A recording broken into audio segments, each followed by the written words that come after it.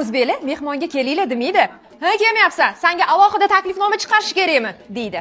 O'zbeklar qiynalib qoldim demaydi, yeyishga kallasam qolmadi deydi, bo'ldi.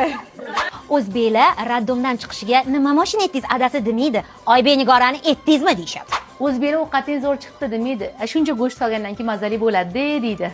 O'zbeklar tug'ilgan kun qilmaydi. Birato'la turist kishilik payti qilib yuboradi. O'zbeklar voy bolam tegma, sindirib qo'yasan, ehtiyot bo'l demaydi. Ha, sindir, adem milliarder olib beradi deydi.